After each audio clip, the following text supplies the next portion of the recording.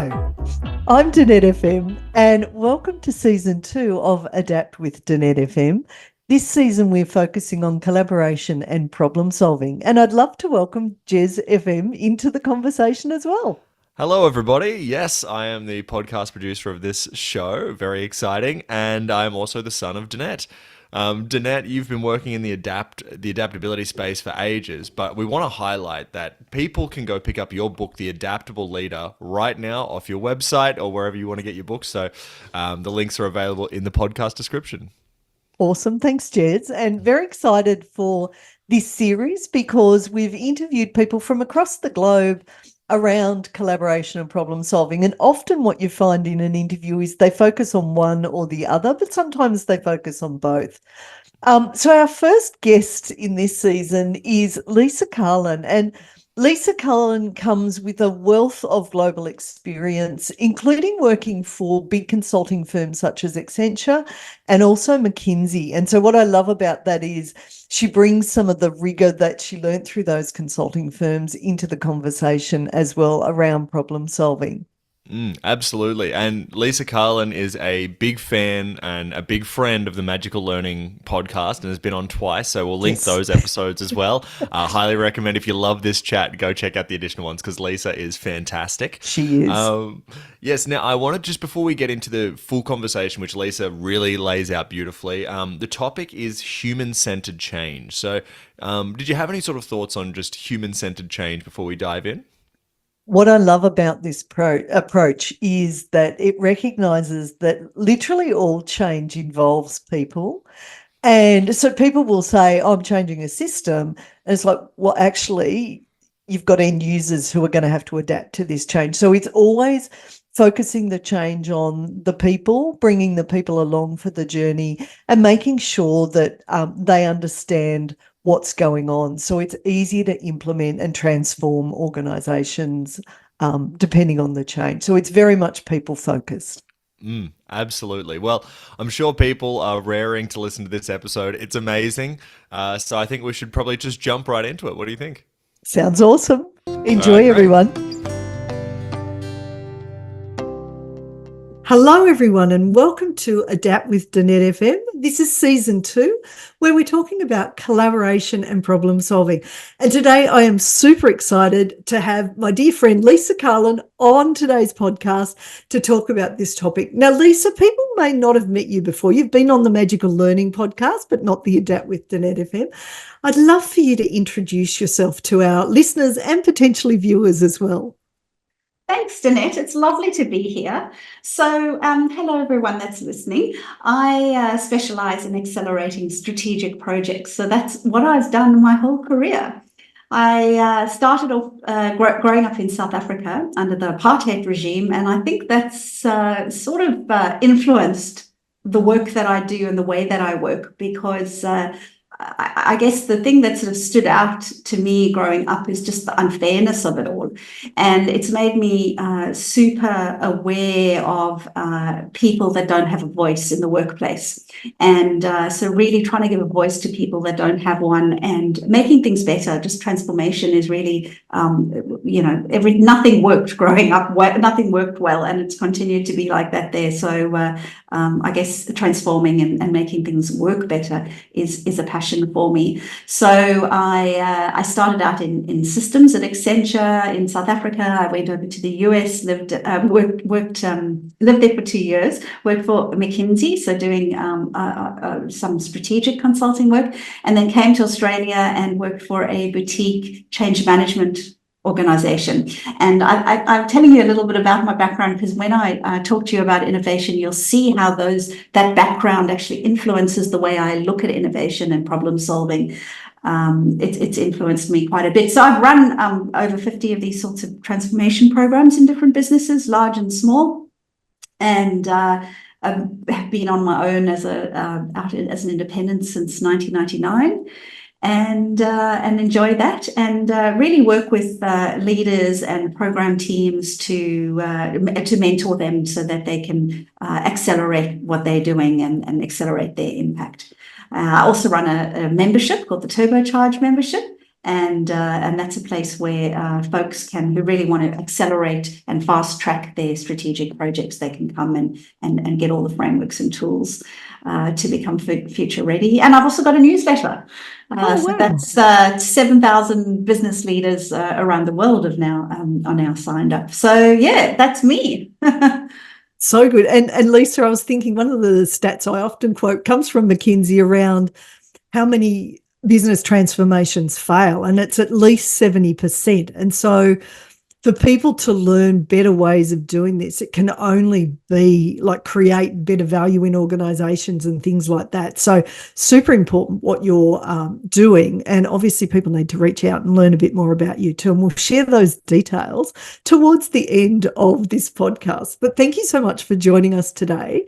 And I'm going to start with our first question, which is, what have you seen or experienced that helps you with collaboration and or problem solving? Well, a big part of it is just having rigor to the problem-solving process. And that's why I mentioned that I'd worked at McKinsey, because I think they're superb at developing solutions to really complex problems. And I felt very privileged to be there to learn those sorts of techniques. And it's really a technique where you stand back and you ask a whole lot of questions, and then you break those questions down into smaller questions, and then that frames the analysis that you do. And I think when you do that in a collaborative environment with a group of people, that really opens up the collaborative problem-solving process really well. So I'd say that would be number one is rigorous techniques of problem solving. The other big one is I call it getting outside the dark room, because dark room strategy, and I think I've spoken to you about this before, is really how a lot of strategy is developed away from the rest of the organization with a small elite group of people and the executives. And then it has to go through often months of iterations, of sign-offs, and then it's announced to people, and it triggers every adverse neurological reaction in people's brain when they are announced, a new strategy is announced to them, and they've had no buy-in along the way, and it's new and it's potentially threatening, and it takes away their autonomy significantly and their involvement. So my belief is to work on strategy as a more immersive, co-designed process, and I call it culture-friendly strategy for rapid execution. That's really which is a human-centered approach, basically. Yeah. So important, isn't it? Yeah, it is. It is. It's and the people at all different levels of the organization have so much to add. So and love being involved in things. So those are the two main things around collaboration and problem solving, Danette. And I'd probably add one more. And actually, you working in the learning space as you do, this will resonate with you, I think. I'm an extroverted thinker. So I think very well on my feet, and I think very poorly when I'm stuck on my own in a dark room, right? I love thinking aloud with other people and bouncing ideas off them, and them bouncing ideas off me. And so I think for people that are extroverted thinkers, collaborative problem solving is really helpful. People like me, who just need that stimulation of ideas to come up with others. Yes. So yeah. Oh, I love that. Yeah. And it is so true how we process differently. And if we can get all of those voices out in ways that work for them. And I love, the whole brainstorming, talking to people. I have a bit more of the introverted side, so I need to go away, think, digest, and then come and talk. Which is why I live on a farm in the middle of nowhere, which that environment works for me. So, and even having conversations like we are today on the podcast, that sparks ideas, straight away. And then after the podcast, I'll go and take a whole heap of notes of ideas that we've talked about. So that's why I love tech too. Fantastic. Well, actually, as an innovative, as an introverted thinker and problem solver, you would probably find reflecting on that and then coming and having an iterative set of workshops, if you like, or collaborative activities would work very well for somebody like you. For me, I'm actually, my brain will switch on during those conversations. Then I'll go away. I probably won't even think, and then I'll come back and it'll be back, immersed. So people do work in very different ways around problem solving, don't they? Yes. Yeah. And even this discussion now, some listeners are probably going, oh, that's my preference over, maybe it's not my whole team's preference. And even that awareness, I think, because until people are aware there's different ways of approaching things, they tend to lead with what works for them, which might mean they're not capturing all those voices. That's really true. And so for those folks, I just remind them that extroverted and introverted thinkers, I'm talking about the Myers-Briggs kind of how do you process information, where do you get your energy, rather than the typical definition of an extrovert and an introvert. Being, an extrovert being, I want to say everything that's on my mind and be out there and making a bit of a noise, and the introvert being quiet. I don't mean those styles of introverts and extroverts. And I love that you even clarified that, because when I'm thinking of problem solving and collaboration, sometimes we'll use terms like we just did there, introverted, extroverted, where if we don't define them, people may have different versions of what that means to them in say a workshop that we're running, and then there's confusion. So someone's talking introvert and they're meaning this way, and another person's talking introvert and it's slightly different definition. And then when we go to collaborate, maybe we're not on the same page. Exactly. Exactly. Actually, Myers-Briggs is really useful for that. It really is. It's a useful tool, just just a quick tool to be able to say, oh, this person I'm working with is I'll say myself, I'm an ENTJ, and and that will mean nothing to some people listening to this, and to those who know the model will totally just understand how they would need to, if they're working with me, they totally get it, that I like, to think aloud. I like big picture. I will think through things rather than logically, and I like some closure around what I do. And they've got all those dimensions, and they just understand it, and they can work really well with me or influence me to do things very easily. I love it. All right, let's go to the next question. I'm loving this conversation already. I'd love for you to share an example of whether it's poor collaboration and or problem solving, and I suppose pull that apart a little bit, what you think the causes were, but also particularly when it's not done well, what are the types of impacts that we tend to see? Right. So that's interesting, because the biggest trap people can fall into is actually solving the wrong problem and defining the problem poorly. And there's a story, I don't know if you've come across it. It's often told when people are learning how to define a problem, which is the elevator test, how to get the elevators to work faster. Does this ring a bell at all? No, I haven't heard this one. No, do share. All right, good. Well, the story goes that there's a building, and people are standing around in the lobby trying to get their lift or elevator up to their floor. And they're complaining because it just seems to take so long, and there's always people milling around downstairs and complaining about it. So the company that owns the building decided that they'll go get some engineers in to have a look at running the lifts faster, and they optimized the lifts after spending a lot of money on the mechanics, and people still carried on complaining. And then they got the engineering firm back again, and they got them to do another set of optimizations, and the lifts were running even faster, and yet people were still complaining. So they were beside themselves by that point, and they bring in a consulting firm. And the consulting firm says, okay, well, what actually is the problem here? And what they realized is it wasn't the speed that the elevators were traveling, it was the perceived speed. And people were bored because they were standing downstairs milling around waiting for their elevator. So their solution was really quite cheap compared to, so the engineering solutions had cost hundreds of thousands of dollars, and the consulting firm's solution was a few $100s, and they put some mirrors in the lobby. Ah, clever. Right. And people had something to do while they were waiting, and they stopped complaining. So I love the story because That's great. it just it makes you wonder when you solve problems, what is it that you're actually solving for, and not Yes. putting too many assumptions in there, and really asking the right questions. So a lot of it goes back to a rigorous problem solving approach, where you start by asking some very broad, open-ended questions about, well, what's actually going on around here.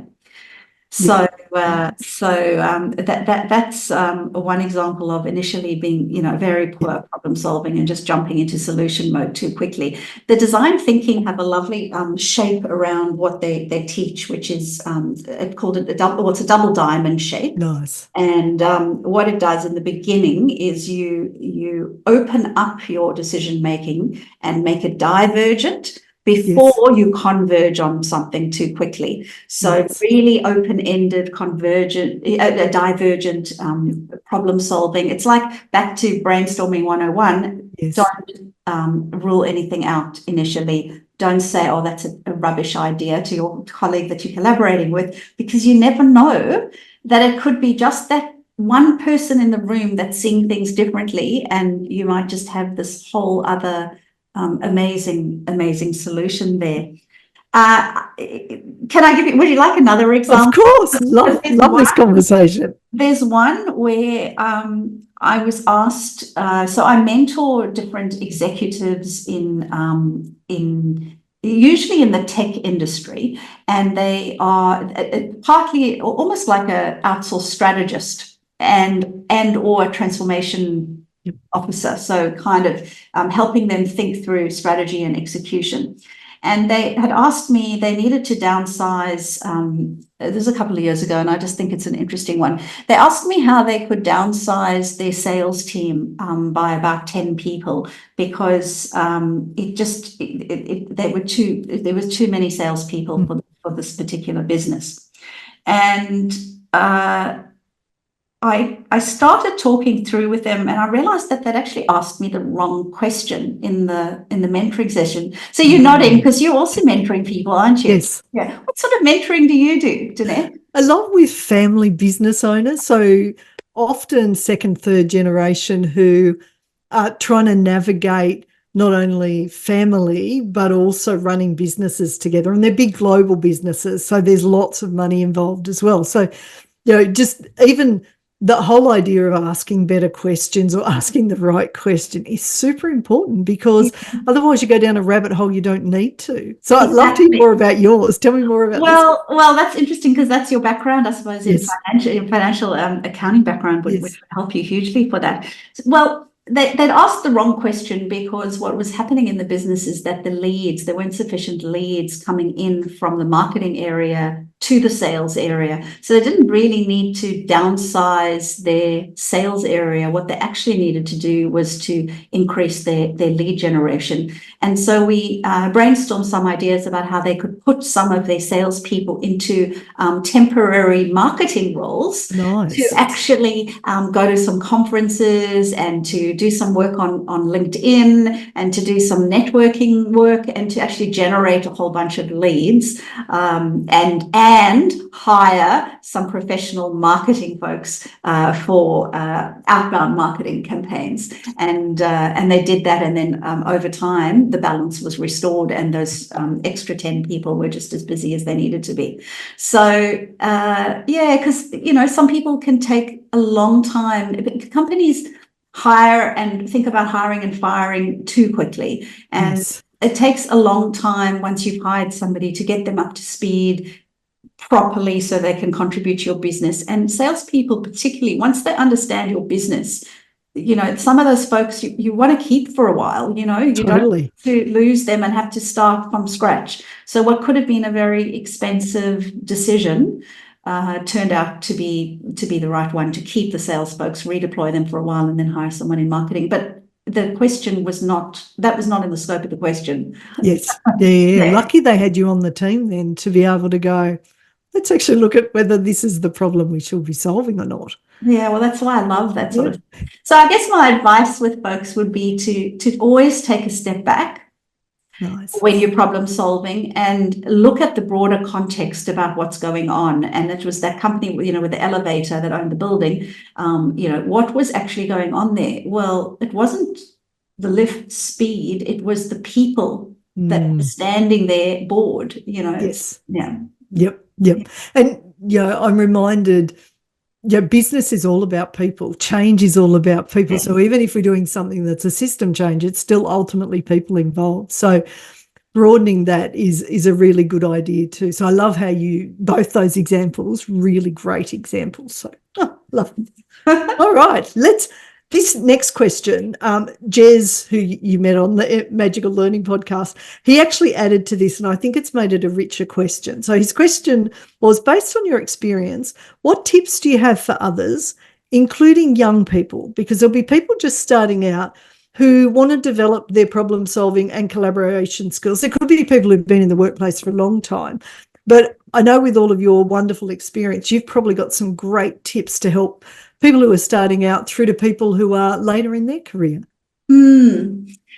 Look, I feel very lucky to have worked in a consulting firm, and I highly recommend that for people who are younger, who are particularly interested in collaborating with different people, learning from different people, solving problems, because really that's what consulting work's all about. It's actually a problem solver, and you get thrown into a lot of different industries and a lot of different types of problems as a consultant. Depends where you work and how they're structured. When I was at Accenture, it was, we chose an industry and a specialization of service. And so at McKinsey, it was broader. We could work across different industries. At the time I was there, and working on a variety of projects. So it depends on what people are interested in. But I would highly encourage that early in their career, particularly. It's quite a number of people join later in their careers too, where they have deep industry expertise or particular functional expertise that they can contribute, and they will also find it interesting because what they've learned over the years through their experiences, they will then learn some frameworks to use to apply to those same problems in a more structured way. And that brings a lot more rigor to the problem solving process than they might have before. So that's good fun if you can get to do that. For folks who have tried to get hired into those firms, some people ask me, well, I didn't get in, but I still want to learn that stuff. Where do I go? And there's a few things. So sometimes when you're working with some of the bigger consulting firms, they do offer some training to some of their clients. So that's possible. That's really why I've started the membership, to make it, so the turbocharged membership that I've got is available broadly to folks who've got some experience in working in business and projects, and who want to ramp up their impact on those projects and learn more about the change management and culture of the business, so that they can really implement those projects, those strategic projects, really effectively. And so I teach all those, the problem solving skills, the rigor. How do you develop a framework? How do you apply a framework to your problem? And that's, frameworks can be a very structured problem solving approach. And I teach this to people. Business people love it because it helps them. Like if they're developing a presentation or solving a problem or scoping a project, it helps them do it so much faster, and also present it to their stakeholders in a much better format. So the whole membership is based on editable PowerPoint playbooks that I give people on different topics. And you can then take the 1 pages of the PowerPoints, click, and all the branding of the Future Builders branding, turbocharged branding is taken off. They add their own branding and it's theirs. They can take the pages and use them. And executives tend to think in 1 page, big picture. Yes. So it's already, when you start and you have a page that's not filled in with a template or a scaffold or a framework, it gives you a more rigorous way to think through what you're doing, and faster. and more effective. So that's what people get when they join the membership, and it's an easier way, I think, that hub, which is an online digital hub that they get of all these tools immediately when they join. I think that and the live sessions that teach people how to use these, plus the recorded ones, are helpful. Yeah, I think they're and I was thinking, they're getting all of that experience you've had with those big firms, global experience. So rather than having to reinvent the wheel and take such a long period of time, to be mentored by you basically is such a great way, particularly in this market where people are looking for, show me how you can actually help value add. And they've got something that's had all of that experience behind it. I think it's a great product. So well done. Well, I know you put a lot of effort into it. So. Danette, I can read you something I've got. You might. I'd love that. Yeah. From a comment from one of our chartered accountants.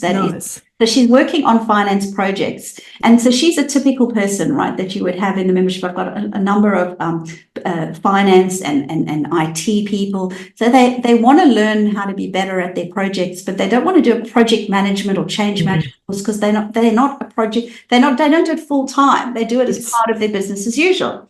So she said the biggest learning from the Turbocharge membership is stakeholder management and consultation. I'm in finance and I can see the end result, how good it will be. But now I realize how I need to get the buy-in for that project along the way. Yes. So the biggest thing for me is putting on the hat of the people that this is going to affect and really getting them on the journey with me.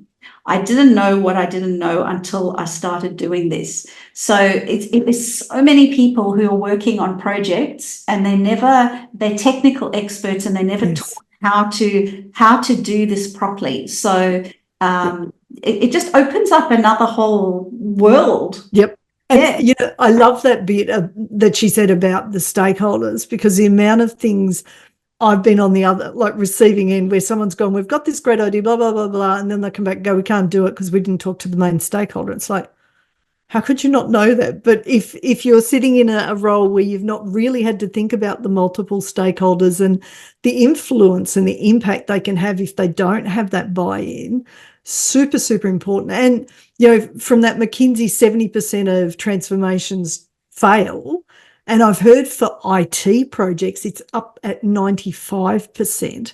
To be able to access that through your program, like, it just supports our listeners to be able to do better in terms of problem solving and collaboration. So we'll have details at the end of this so that those of you who need this, which will probably be most of the listeners, it's a great opportunity to sign up and learn some really great, well-tested skills.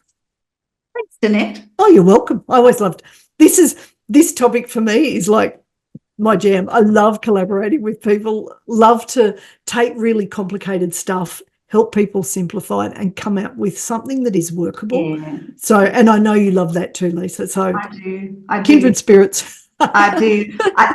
It's interesting because when you know that you can solve a problem, that there's always a solution, it gives people more confidence. And I know I do, like, I remember being younger and having moving into this house, and a queen bed that it couldn't, and this is my husband at the time and myself, we were trying to get this bed up the staircase, and it was a small house and the staircase was quite small, and we couldn't, the movers couldn't do it, we couldn't do it. It could not fit through literally up the staircase. Yes. And the neighbors coming past, so we took the bed out. Sorry, you're probably wondering why I'm telling you the story. It's really interesting one in actually this aha moment. So we took the bed outside and we tried to take the legs off, and we were knocking and hammering those legs because, we didn't have a lot of money to go and buy another bed. And so we thought, take the legs off, we'll get it upstairs, and then we can just pop the legs back on. The neighbor comes past and said, do you know, I'm sure the previous people had the same problem, and I vaguely remember them hoisting it up through the window. Upstairs, and I can't be right, but that's sort of what I remember. Anyway, they went off, and we thought, because we'd thought about this, but the windows were sliding windows. Yes. So 3-section sliders, and it can't fit through the section. But then we thought, okay, if they've done it, there must be a way. So what did we do? We didn't realize that the whole window just popped out. Oh. The glass of panes just popped out. How We wonderful. hosted it over and it was all sorted. But we didn't know that there was a solution. Yep. And so we stopped short of solving the problem. How do we get it through a window? Because we Yes. thought that was impossible. But once we knew it was possible, Yep. we figured out how to do that. Yes. So, Love that. you know, wouldn't it be amazing at work if we see all these dead ends and impossible solutions, you know, and like I said to one bloke not so long ago who was trying to get his transformation over the line, and he just could not get the business case approved. And there was a solution, right? And once he knew there was a solution and he could find the way in to Yes. those folks who were very change averse, Yep. once he understood the culture, everything comes from that. And then he Yes. could get it over the line. So Oh, what a sometimes you great- just need to know that. You need Yes. it's possible. Yeah. I love that. And yeah, work with enough people, there is always a solution. It's just that ability to be able to collaborate with them and listen. So I love that. All right. Now, I'm really curious. What's your favourite example of problem solving and collaboration, and why? Oh, okay. Well, the one I'd love to talk to you about is we called it the PIT team, Process Improvement Team. And Nice. I came across an organization where they had implemented a ERP system and they hadn't scoped it out very well. And they hadn't got enough of the users involved in the scoping. So when they implemented it, their invoices that went out were incorrect. And all their Gotcha. customers just stopped paying. They refused to pay because their invoices were wrong.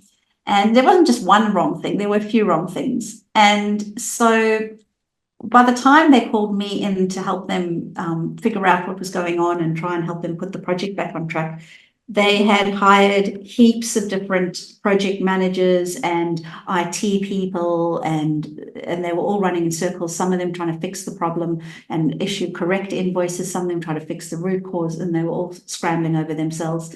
And I pulled together a process improvement team for them that had everybody from the CEO used to attend sometimes as well, because he was so worried about their cash flow and getting this solved. It was such an urgent problem, through to a number of different people and their customer service people who understood the customers, and their finance people and their business analyst, project manager types who were trying to get the system right.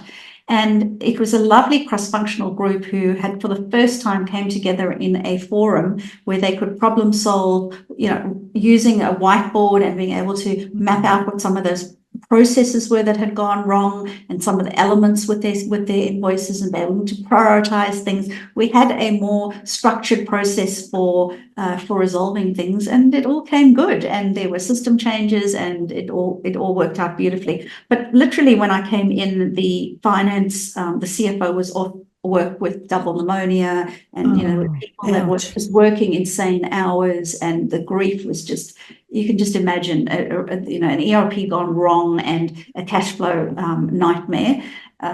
It was awful. It affected the entire business operation. So it was very gratifying when it came right. And really that was through a process, a team, a collaborative team that was put together, and a process for them to work together, and a forum, and this collaborative problem solving right across the business, all levels, representing all different areas. It works. It honestly works. I've seen that time and time again. And I love that example because it's right on the topic. And I love the fact that, one, it was something that you create or like help create with others. And it was like the enjoyment on your face telling that story, just superb. So thank you for sharing that example. Love it. So we come to our last story, which is there anything else you'd like to share, including any helpful resources that might help our listeners and potentially viewers, depending on what medium people are using to watch or listen to this? Excellent. Well, I'm going to grab a book. Awesome. That I'm going to show you. I'm sorry, it's been moved. Here we go. That happens to me all the time too. There we go. So this is a great book nice. by Rob McLean and Charles Conn, called Bulletproof Problem Solving, and they've just written another book now as well. So Rob used to head up the Australian office of McKinsey, Nice. And Charles is a colleague of his with amazing experience. And that's the overview of the McKinsey 7-step problem-solving process. Yep. Also, people are more than welcome to join my membership, or if you would like to come along to a free session and see what it's all about as well, Nice. that's absolutely possible. We run 2 Zoom sessions every month. One is a masterclass on a particular topic of interest to folks that are running strategic projects. And the other one is a group coaching session where people can bring any of their problems and get them answered live in a real time. How wonderful. Live session. Yep. And those that are too shy to do that can send them in to me beforehand. And we've got members actually from all over the world. A lot of them are just watching the recordings afterwards. So they send in their questions, and then I record that, and they can watch it and get their questions answered. And I have so you've got a book as an example. You've got the membership as an example. Yes. So if you have a look at the futurebuildersgroup.com/turbocharge page, people can sign up straight away. It's $99 a month, and they get instant access to at this stage. As of today, when it's been recorded, we've got 10 modules and flavors ready up there, and every month is a new one. And I'll meet some fun people. So that's the second one. And the third thing where people can go is I have a newsletter. Nice. And the newsletter is also, it comes out every month. I've got every week, I've got folks from all over sending me questions that I answer in the newsletters, or problems that I've come across with clients, real life problems that I will give as a sanitized, to protect the innocent. Nice. I'll give those stories and in the newsletters every week. Nice. And we'll make sure that all of those links are in the descriptions with the podcast and also the YouTube channel, so people can find it very easily as well. Great. Fantastic. Have we got time for one more quick of course. minute tip? Of course. For people who haven't used generative AI, it is an amazing source of inspiration for problems that you're trying to solve. So I highly encourage that. My favorite one at the moment, which will date this podcast because I'm always in and out, it's called Perplexity. Ooh, it's free. I haven't heard of that. And folks can use that for doing search instead of Google search. Nice. What it will do that's different is you can put your question in plain English. You can make it a few sentences long, being really specific about what you want, and it will go out there, search all the different websites that are relevant, give you an integrated plain English answer and the sources of where they've taken the information from. Oh, how wonderful. Wow. I will, straight after this, have a look at that. Excellent. And you can get it on your phone too. You can get it on your phone free as well. Yeah. Awesome. Awesome. Well, this has been such a good conversation, and I can't wait to share your information with our listeners and our viewers, because you've got some great background, but also just your love of what you do and the impact when we get strategic projects right. Like we save resources, we save energy, we save time, and we empower our people. Like, what's not to love about that? So I love the fact that you bring all of your experiences to really mentor people in that area to help them do it really well. So, so appreciative of you coming on this podcast, Lisa, and I'm sure we will have you back on this and also the Magical Learning one again. I'd love to. I love talking with you, Danette. You ask some questions that really get me, and really practical for people. Yes. Yeah. Have something tactical that they can use. Yeah. I'm always practical. I like people to go, okay, get the big picture. Now, what's some simple things I can do to start moving forward and learn from that? So we're kindred spirits, I reckon, Lisa. So can I say thank you on behalf of our listeners and our viewers, and I look forward to chatting to you again soon. Thank you, everyone. Right. Well, that was an amazing chat. I had so much fun listening to that again. It's been a blast doing that one. Did you have any sort of key takeaways before we jump into our listener question today? Yeah, so I love the idea around problem solving, of having a rigorous approach. And, Lisa, through her background in consulting firms and that, has definitely painted the case for why it's important not to just have an ad hoc approach, but actually have something that will work. And I really liked her double diamond approach, which comes from systems thinking, where you diverge around the problem and then you converge, because people will often want to go straight to solution. And it's like, are we actually solving the right problem? And she gave some really good stories around how to do that in a much better way than where people solve the wrong problem and then it's like, oh, that was a waste of time and resources. The other thing I loved is just how she brought that human-centered design into it. So bringing people along for the journey, recognizing that some people are more introverted, some people are more extroverted, and how you bring them into the journey so they don't feel excluded. So I love that inclusion thing, and really that ability to be able to step back and make sure that we understand the context. We're looking at the right problem rather than solving for the wrong thing. So I loved all of it. So many good stories in there as well, and great examples. Absolutely. I mean, for me, I think one of the big takeaways that I've actually used since I listened to that originally, the original audio file that has been edited and now lovely presented before this section, was the idea of, if you know that there's a solution to a problem, it makes it easier to complete the problem. Just simply knowing that fact gives you the momentum to continue through a problem that you may otherwise give up on.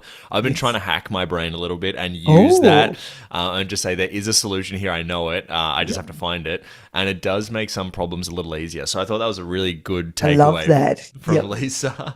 All right, well, fantastic. Well, as always with the Adapt podcast, we have a listener question. So this is a question that we're going to throw to you that's got to do with the theme of the season. And we should say that the first season was just about adaptability. So if people want to go learn a little bit more about adaptability, go check out season 1. I mean, you're going to learn about it in this series as well, but that specifically highlighted it. So this was a question from Peter, okay? Nice. And Peter said, recently after a feedback meeting at my job, I was told that I don't work well with other people. And then he's put in brackets, which is completely true, since I'd rather do everything on my own than ask for help. Personally and professionally, I just hate depending on others, close brackets. So I think it's time that I change that mindset and become more of a team player. I'm currently working as a programmer and an IT manager. I manage a small team of around 10 people. I'm not much of a team player or a boss. I find myself getting overwhelmed with work I could just ask one of my colleagues to do. I often avoid confrontation and making mistakes as much as I can, even if I have to delay some projects I'm working on. I avoid confrontation because it's just not worth the hassle and stress. This brought me some health scares recently, which is why I want to become better at this. How can I become a better team player? And first of all, Peter, thanks for sending that one in. But yeah, Danette, did you have any thoughts on that one? Yeah, and we often, even just Peter's language about, I'm not good at this, I don't do this, noticing our language, because these are skills we can learn. So the lovely thing about collaboration and problem solving, and why we picked it as a theme this season, was because we can start at a really low base and get better. So they are skills that we can learn. Part of a problem I see many, many times, and it's quite natural, and so Peter or any listener or viewer that's listening to this can go, okay, I'm not alone in this, is often we're brought up to be really high performers. And so there's a bit of perfectionism in quite a few of us. And what that means is the story in our head is, well, only I can do it as good as I can do it. Others aren't as good. And so it stops people from delegating, which is a really important function once we start looking after people as part of our remit. And just because we're technically good doesn't mean we've learnt the skills to work with others, and we can learn those skills. So I'd say, Peter, you're where a lot of managers of new people are at, and that's okay. So firstly, notice where you tell yourself you're not good at things and go, you know what, I'm not good at it yet. And I love that word. It comes from Carol Dweck, and she has a TED talk around fixed versus growth mindset. And it really is a good thing, because we all have to start somewhere. So you haven't quite got it yet. The other thing is, when we work with others, we often, as a new leader or a new manager, have this message in our head that we have to be really good at everything. And actually that makes us quite unapproachable as a manager or a leader. It is much better, and we are all hardwired, that if someone asks us for help, so if the manager or the leader comes and says, I actually need your help, team, because I'm not that confident in this area, or I haven't learnt this before, I haven't done this before. We are hardwired. If someone asks for help, we're all like, yeah, well, absolutely help. Now, it doesn't make you look weak. It actually makes you look humble and courageous. And we love those particular elements in our leaders and our managers. The other thing is, I love conflict is difficult. So our body is designed to avoid it. So it's not unusual when we don't want to have hard conversations. The thing is, when we do them well, and again, it's a skill we can learn, on the other side, there's better understanding and better relationships. So part of it is pausing and thinking about, well, what is the message I need to get across? And can I practice it with someone, maybe a coach, maybe a fellow leader or fellow manager, to start to learn about what's the best way. And it's really important to create space so you don't rush into one of those conversations, because otherwise you'll be stressed and it's really hard to communicate well if your brain's a bit at the time. So there's some of my suggestions, Jess. Interested in yours too. Yeah, I mean, I think they're all really good suggestions there, Danette. Very helpful. I think the only thing that I think is good for Peter is that he knows that he's strong in some areas and he knows that he's weak in others. And I think that all you can do is, if you can recognize that and give yourself some grace, understanding that this is not a strength, I'm going to get it wrong. But as long as I'm willing to accept that I know I'm not good at it, I can apologize and say, hey, sorry, I'm just kind of new to this part of this job. Then I think that that's really the key part. I think he's kind of setting himself up in a really good way. And he sounds like he's at a sort of low base, but I agree with your language, when people say that I'm not something or something, I remember listening to actually one of Osher Gunsberg's podcasts recently with someone, and he was talking, and actually the person was saying that they've never met a 7-year-old that says they can't draw. Yeah. It's really something that as we get older, we tell ourselves we don't have that ability, but we are probably a better drawer than a 7-year-old, but they would never think that about themselves. So we can always grow. Yes. Love that. Well, I mean, what a great first episode of season 2. This has been so fun. I hope that you have all enjoyed it. We have so many good episodes. We've got people from all over the world, as you said. And next week we're going to be talking to Dr. Mike Smith, who used to work in the US Air Force. He commanded the Thunderbirds, which did flying shows all over the world. So we're going to get a totally different approach. But yeah, so did you have any final thoughts, Danette? I just wanted to give a shout out to Ellie Orman, who I knew when she worked at Chartered Accountants Australia New Zealand in Sydney, and she's now working in London. And she messaged me the other day and was talking about listening to the podcast. So we just thought we'd give Ellie a big shout out, particularly as she's moved country. So that's adaptability right there and then. So love this episode, Jess. Thanks so much. Well, as always, everybody, stay tuned, stay subscribed. If you want more content from us, please join the Magical Learning podcast and just follow us on Magical Learning on all socials. I again want to shout out that this is a companion podcast to The Adaptable Leader by Danette Fenton-Menzies, who you've been listening to today. I highly recommend this book. It's really fun. But until next time, I guess, everybody, stay adaptable.